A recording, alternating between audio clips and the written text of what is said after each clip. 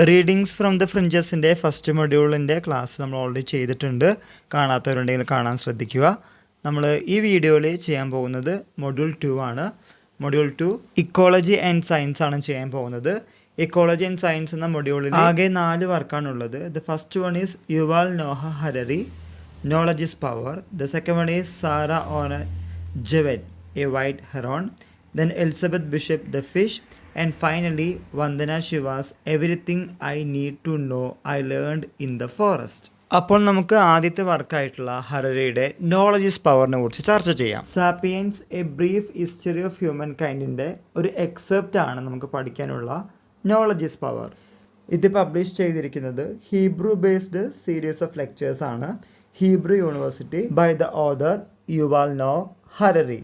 നമുക്ക് പഠിക്കാനുള്ള ഈ വർക്ക് എന്തെന്ന് ചോദിക്കുകയാണെങ്കിൽ discussion or the relationship between science and technology, ആ ഒരു കാര്യം, ആ ഒരു എപ്പിക് സെൻറ്റർ ഓർത്ത് വെച്ച് കഴിഞ്ഞാൽ നമുക്കിത് കുറച്ചുകൂടി എളുപ്പമായിരിക്കും. ഇതിൽ ഓതർ ഡിഫറെൻറ്റ് ടൈപ്സ് ഓഫ് ടെക്നോളജിയെ കുറിച്ച് പഠിക്കുന്നുണ്ട്. നമ്മൾ ഈ ഡിഫറെൻറ്റ് ടൈപ്സ് ഓഫ് ടെക്നോളജി പഠിക്കുന്നത് പലതരത്തിലുള്ള ട്രയൽ ആൻഡ് എറർ മെത്തേഡ്സ് കൂടിയാണ്. ട്രയൽ ആൻഡ് എറർ മെത്തേഡ്സ് ഉണ്ട്, ദെൻ സയൻറ്റിഫിക് റിസർച്ച് ഉണ്ട്.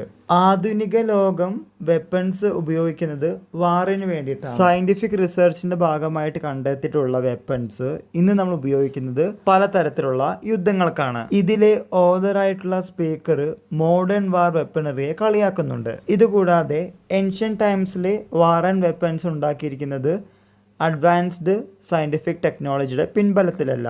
ഇവിടെ സ്പീക്കർ സജസ്റ്റ് ചെയ്യുന്നത് ടെക്നോളജി നമുക്ക് ഡിഫെൻസ് അഥവാ പ്രതിരോധത്തിന് ഉപയോഗിക്കാം. ഇന്ന് കാണുന്ന പല സയൻറ്റിഫിക് ടെക്നോളജിയും ഉപയോഗിക്കുന്നത് പലതരത്തിലാണ്. പ്രത്യേകിച്ച് നാനോ ടെക്നോളജി അടക്കെ ടെററിസത്തിന്, തീവ്രവാദത്തിന് ഉപയോഗിക്കുന്നുണ്ട്. സയൻറ്റിസ്റ്റുമാർ കണ്ടെത്തുന്ന പല ഗവേഷണങ്ങളും അതുപോലെയുള്ള സാങ്കേതിക വിദ്യകളും ഇന്നത്തെ ജനത ഉപയോഗിക്കുന്നത് വളരെ മോശവും മൃഗീയവും പൈശാചികവുമായ രീതിയിലാണ്.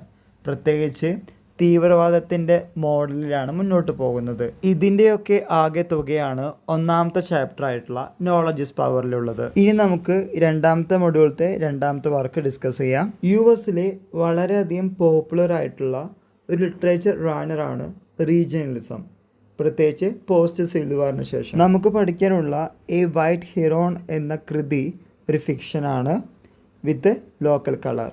വളരെ യുണീക്കായിട്ടുള്ള പരിസ്ഥിതി, ലോക്കലായിട്ടുള്ള സംസ്കാരം, ദെൻ ലാൻഡ്സ്കേപ്പ്, ഇതിൻ്റെ ഡീറ്റെയിൽസൊക്കെ റീജിയണലിസത്തിൻ്റെ ഫീച്ചറാണ്. ന്യൂ ഇംഗ്ലണ്ടിലെ മെയിൻ വുഡ്സിലെ ഒരു 9 വയസ്സുകാരിയായ പെൺകുട്ടിയുടെ കഥയാണ് എ വൈറ്റ് ഹീറോ. ഈ കൃതിയിലുടനീളം ഈ പെൺകുട്ടിയുടെ നേച്ചർ കോംബോ കാണാൻ സാധിക്കും. ഈ പെൺകുട്ടിയുടെ നേച്ചറോടുള്ള സ്നേഹത്തെ കോൺട്രാസ്റ്റ് ചെയ്തിരിക്കുന്നത് hunters desire to tame. Normally hunters നോക്കാറുള്ളത് അവർക്കുള്ള ഇരകളാണ്.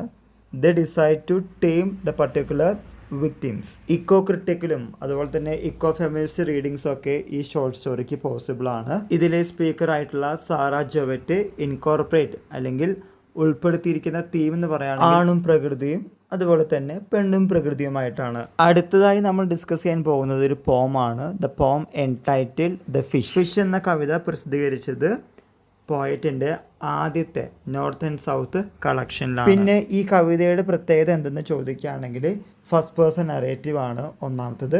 ദെൻ ഫ്രീ വേഴ്സ് ആണ്, 75 ലൈൻസ് ഉണ്ട്, ഒരു സ്റ്റാൻസ ബ്രേക്ക് ഒന്നുമില്ല. ഈ കവിതയിലുടനീളം പോയറ്റ് അഥവാ സ്പീക്കറിൻ്റെ ആറ്റിറ്റ്യൂഡ് ഷിഫ്റ്റ് കാണാൻ സാധിക്കും.